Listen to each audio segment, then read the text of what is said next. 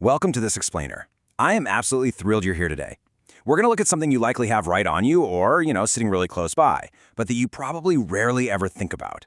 We are taking a chronological journey into the fascinating, wild, and honestly incredibly long history of the everyday wallet. From ancient survival kits all the way to modern digital dust, this is really a story about human innovation, necessity, and how the things we carry totally define who we are. But before we start time traveling, I want you to think about this question.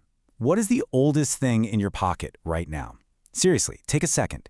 Is it a crumpled receipt from last week, maybe a coin minted a few years ago, or a lucky charm you've carried around for a decade? We tend to think of the items we carry as these strictly modern conveniences perfectly tailored to our 21st century lives. But as we're about to see, the true history of the object holding all your stuff goes back much, much further than you'd probably ever guess. Okay, let's dive right into this, because here is a pretty mind-blowing premise. The wallet? It's actually older than money itself. Just think about that for a second. Long before the very first coin was ever minted, way before anyone even grasped the concept of currency, humans were already using primitive pouches.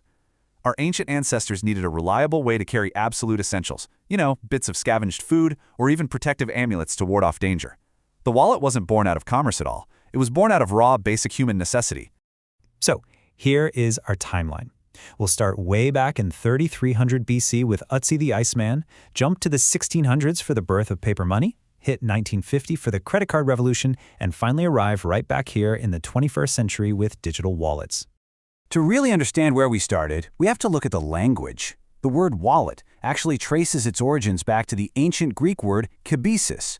And I love this because it brilliantly illustrates the rugged and even mythological beginnings of the pouch. In ancient mythology, a kibesi wasn't meant for carrying a driver's license, obviously. It was the specific pouch carried by the messenger god Hermes. And, most famously, it was the enchanted bag the hero Perseus used to securely store the severed head of the Gorgon Medusa. No way, right?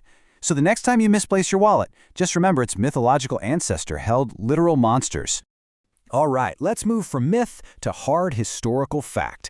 Back in 1991, when hikers discovered the remarkably preserved remains of Ötzi the Iceman in the Alps, they found he had been carrying a wallet dating back to 3300 BC. It was just a simple leather pouch firmly attached to his belt. But look at what was inside. He had flink, a drill, and dried fungus. Now, that dried fungus was used as tinder to start fires. So for Ötzi, his wallet wasn't for shopping. It was an absolute life-or-death survival tool belt. If he lost that pouch in the freezing Alps, he literally lost his ability to make fire. And what's super interesting is how this completely contrasts with our modern assumptions. As civilization advanced into the Greek and Roman eras, the wallet evolved, sure, but it still wasn't what you'd expect. Everyday people weren't stuffing their pouches with heavy metal coins. Instead, these were still fundamentally survival bags used to carry basic provisions. We're talking chunks of dried meat, pieces of bread. It was way less of a bank account and much more of a lunchbox. Section 1. The Renaissance, Paper, and Pantries. So the absolutely crucial point here is how the introduction of a brand new technology, which in this case was paper money, forced the physical design of the wallet to adapt. In the late 1600s, paper currency was introduced to the West, and this created a massive currency split. For heavy coins, people just kept using traditional rounded drawstring purses, but you couldn't put delicate paper banknotes into a jumbled drawstring bag without totally ruining them. So society invented the flat, foldable leather wallet specifically designed to keep paper currency crisp, secure, and flat. But hey, don't let this newfound flat, foldable sophistication fool you. We have this wonderfully strange historical fact from the 1600s. Despite the wallet now being used to hold paper banknotes, old habits died incredibly hard. It was actually still widely common for people to use their fancy new leather wallets as a personal pantry to carry actual cooked meat alongside their cash. Just imagine pulling out a crisp new banknote to pay for something, and it smells entirely like roasted beef. It's a hilarious quirk that perfectly shows how the wallet was still kind of lingering in its survival bag past. Section 2. The 19th Century, Pockets and Prestige. The wallet's location on the human body completely shifted, all thanks to the Industrial Revolution. Before industrialization, wallets were these external bags hanging openly from belts. Literally everyone could see what you were carrying. But after industrialization, clothing manufacturing changed drastically. This led to the widespread use of actual pockets built directly into trousers. So the wallet suddenly shrank. It became this discreet, smaller accessory that you kept hidden inside your clothing. By the Victorian era, having a sleek, well-made wallet tucked invisibly into a tailored suit became a massive symbol of prestige and social status. Section 3, the 20th century and the plastic boom. All right, the crucial point here all comes down to a single transformative year, 1950. This is the year that arguably changed the entire trajectory of global commerce forever. 1950 was the year the Diners Club card was launched, which officially kicked off the credit card revolution. Suddenly, you didn't need thick stacks of paper money or a heavy bag of coins. You just needed a small, rigid rectangle of plastic. And the wallet? It had to rapidly evolve to accommodate this new rectangular reality. Because of that little plastic card from 1950, the physical layout of the wallet shifted yet again.